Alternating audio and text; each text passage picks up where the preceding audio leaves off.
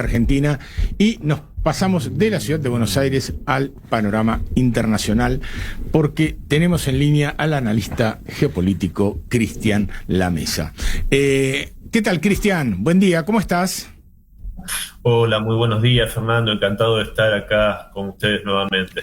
Bueno, no, el placer es nuestro. Le aclaro a nuestra audiencia, recién llegado de Moscú, seminarios, premios, bueno, un jugador, un todoterreno, el amigo Cristian. Y bueno, vamos a aprovechar los minutitos que nos quedan. A ver, ¿por qué razón pensás que Donald Trump volvió a lo charlado, a lo que se había planteado en Anchorage, en Alaska, cuando se reunió con Vladimir Putin y planteó el nuevo esquema de paz? Después vamos a hablar sobre las variantes que está teniendo ese tema, pero me gustaría ir al principio del tema porque, bueno, después de idas y vueltas, de repente sale con un plan de 28 puntos y de una manera bastante coercitiva, ¿no?, respecto a la capacidad de movimiento del líder ucraniano. ¿Por qué pensás que pasó eso? Porque nunca dejaron de ser los planes de Donald Trump. Él tiene esa agenda en la cabeza, él está convencido que esa es la salida lógica a este conflicto, a esta guerra que no hubiese sucedido con él como presidente, que la misma Rusia, el mismo Vladimir Putin reconoce y avala estas palabras del republicano. Entonces, ese es el plan original de Trump. Tampoco creo que olvide la trastada que le hizo Zelensky en aquella oportunidad cuando le pidió acelerar las investigaciones sobre el escándalo de Burisma y la vinculación corrupta de Biden y de su hijo Hunter Biden con este entramado de corrupción en Ucrania, y más bien que hizo todo lo contrario, provocándole justamente un impeachment a Trump. Entonces yo creo que la hoja de ruta del presidente estadounidense es bien clara, sabe que los intereses y lo que necesita para Estados Unidos está más de la mano de Rusia como socio y como aliado que con sus enemigos europeos. Y creo que en esta oportunidad está actuando con la firmeza, aparentemente, que yo en otras intervenciones reclamaba, y hay que ver si puede. Parecería que a Zelensky con los escándalos de corrupción lo está teniendo más o menos en caja. Hay que ver con los europeos belicistas, que sí parecen no querer dar el brazo a torcer. Bueno, hay que ver qué hacen. Bueno, a ver, me la dejaste picando. ¿Cuáles son las verdaderas razones? Y acá digamos, vamos a hablarle a la amplia audiencia que gracias a Dios tiene este programa, ¿no? ¿Cuáles son las verdaderas razones por las cuales los belicistas europeos, encabezados como siempre por Reino Unido, Emmanuel Macron en Francia, Alemania, ni hablemos de los pequeños países bálticos y Polonia, pero digamos, en ese grupete de países que están jugando sí o sí a la continuación de la guerra? ¿Cuál es la razón? Hay varias razones, no es una sola. No, la sí, razón, es multicausal. los sí. chihuahuas bálticos. Hola, ¿se me escucha bien? Sí. Sí, perfecto, sí, te hablé encima, perdóname. No, por favor. La razón de los chihuahuas bálticos, como le dicen algunos queridos colegas míos como Enrique Refollo, tienen que ver con un profundo odio, una gran rusofobia, y lo mismo pasa con Polonia, y la frustración de nunca haber podido cumplir los planes que tenían de dominar a Rusia, porque parece delirante, pero hay que recordar que Polonia llegó a invadir Moscú, y parte de Rusia, la parte occidental de Rusia, en el principio del siglo XVII. Y bueno, que siempre hayan fracasado, que hayan fracasado después con Napoleón, que hayan fracasado con Hitler, creo que les produce una gran frustración y un complejo de inferioridad difícil de dominar.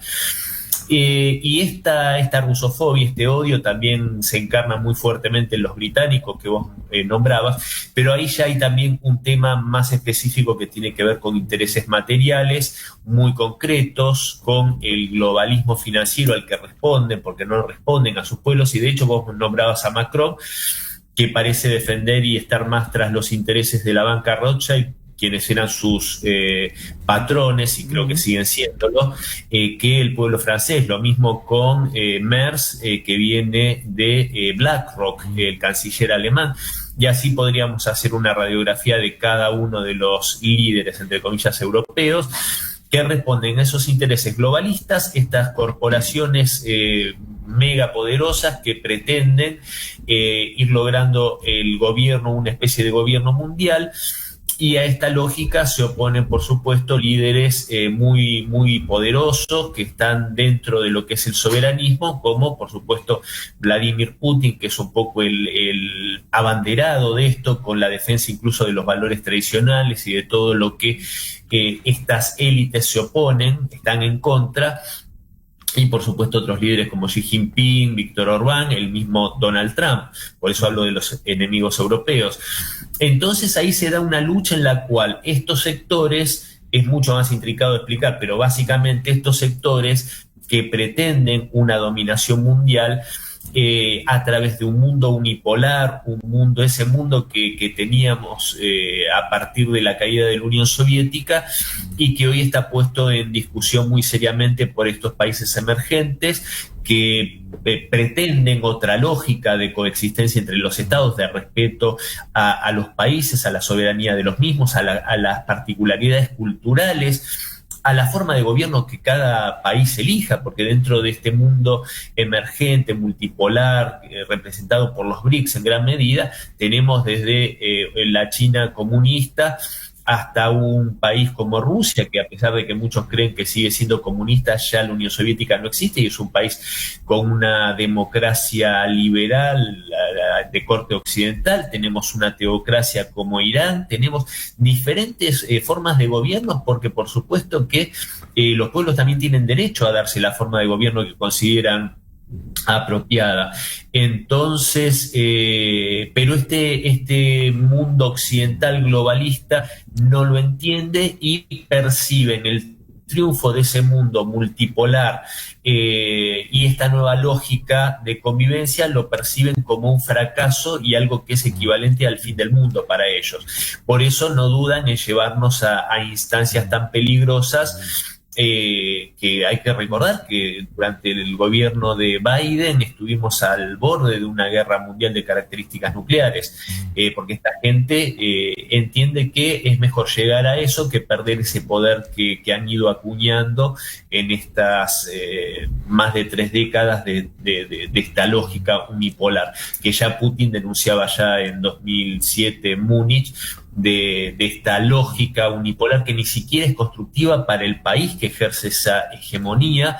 Y vos fijate lo preclaras de las palabras de Putin, que con esto cierro, que incluso yo creo que de eso se dio cuenta y se da cuenta Donald Trump, porque evidentemente los Estados Unidos están en uno de sus peores momentos y también merced a ese poder unipolar y a esa gobernanza por parte de estas corporaciones que crearon un país como Estados Unidos con megacorporaciones absolutamente multimillonarias y una clase trabajadora y una sociedad totalmente destruida, sumida en la crisis del fentanilo, en una desindustrialización profunda y en la clase trabajadora con unos índices realmente casi tercermundistas.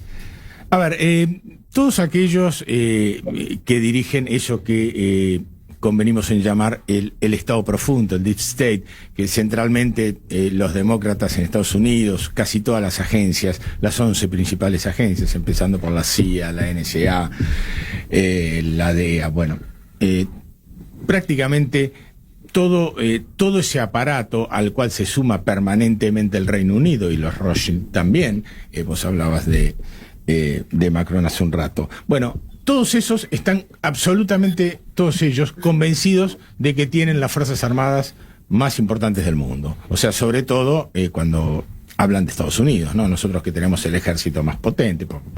Bueno, de repente hay muchísimos analistas que además provienen de sus filas, o sea, especialistas de armamento, de la CIA, del Estado Mayor Conjunto, de los Estados Unidos. Me estoy hablando de Larry Johnson, de Scott Ritter, tipos muy reconocidos que te están diciendo desde ya hace por lo menos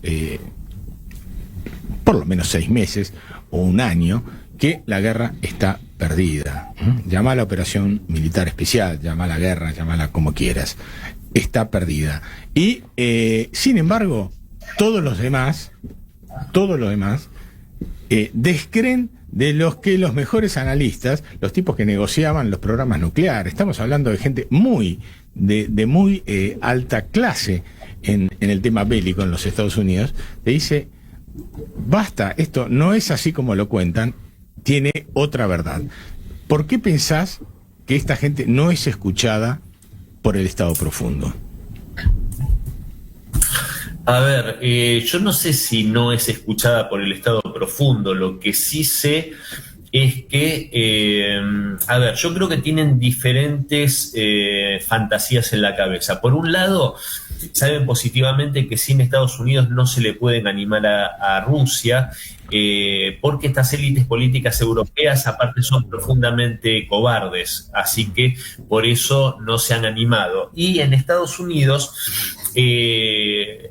durante la administración de Biden, yo creo que no llegaron a una medida más concreta, digamos, provocar esa guerra abierta ya directamente con Rusia, porque saben positivamente cuál es la situación real.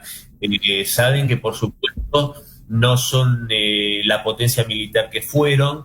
Es imposible derrotar a una potencia nuclear como es Rusia, como es China o como es Estados Unidos. Sería una torpeza y una locura pretender infligir una derrota militar a Estados Unidos en el campo de batalla, porque siempre va a estar en última instancia el argumento nuclear. Pero es muy cierto que el ejército de Estados Unidos está muy deteriorado, el arsenal americano también, porque hay motivos que tienen que ver con que es una debilidad que el complejo militar industrial en Occidente sea prácticamente en su totalidad o la mayoría sea de capitales privados, porque ahí obviamente no está el interés nacional, sino que está el afán de lucro. Esa es una ventaja que tiene Rusia y China en comparación, que sus complejos militares industriales son prácticamente en su totalidad estatales y están al servicio de los intereses de estos países. Pero estas élites que, de vuelta, a partir de la caída de la Unión Soviética, en esa borrachera que tuvieron de poder, creyendo que ya era el fin de la historia y que todo el mundo estaba a sus pies, se empezaron, lo que yo digo, a hacerse trampas al solitario. Empezaron a generar ese vínculo sumamente corrupto entre el complejo militar industrial, entre las empresas armamentísticas y el Pentágono, fabricando material militar caro y malo.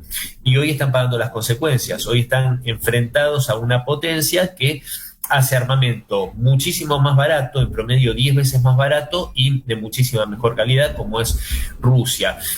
Y el tema es que, en definitiva, yo creo que estas élites europeas, fundamentalmente hoy, pero que también ese Estado profundo, ese guerrerismo, esos neoconservadores, están tanto en el Partido Republicano como en el Partido Demócrata. Y los dos están, es más, de hecho, Trump es minoría dentro del Partido Republicano, aunque parezca paradójico.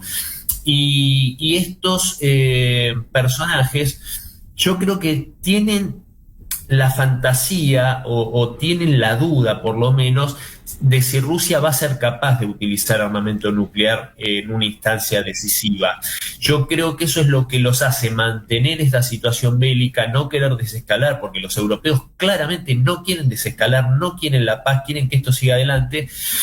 Y yo creo que tienen la esperanza de poder escalar en una guerra mundial, pero que no se usen armas nucleares. En esa circunstancia, yo creo que ellos tienen la fantasía de poder derrotar a Rusia en una guerra convencional por una cuestión numérica, por una cuestión de pero yo creo que obviamente es una apuesta muy, muy loca, muy arriesgada, y yo no tengo dudas que Rusia, llegado el momento, va a usar armamento nuclear si hace falta. Pero en definitiva, Fernando, analizar claramente lo que tienen en la cabeza estos personajes es muy, muy, muy difícil, porque evidentemente, como dijo Henry Kissinger poco tiempo antes de morir, la caída en la calidad intelectual de las élites políticas occidentales realmente es tremenda. Bueno, Cristian, la verdad que hemos pasado en 15 minutos por un montón de situaciones y de reflexiones que entiendo son bastante interesantes para el mundo que vivimos y que de alguna manera reflejan también la pobreza de ciertas decisiones y la valentía de otras. Yo te agradezco un montón estos 15 minutos con nosotros y bueno, siempre estamos permanentemente al habla. Así que un abrazo grande en tu querido Pergamino y volveremos a estar juntos seguramente el año que viene. Cómo no, cuando quieras, el agradecido soy yo por la invitación, por el llamado, y en pocos días estoy yendo a Venezuela, así que hoy hay una situación en estos días también medio tensa, así que también podemos hacer alguna salida desde allá si te parece propicio. Me parecería perfecto. Abrazo grande, Cristian. Chao, chao. Bueno, Tony, ¿cómo estamos? Bueno, Fer,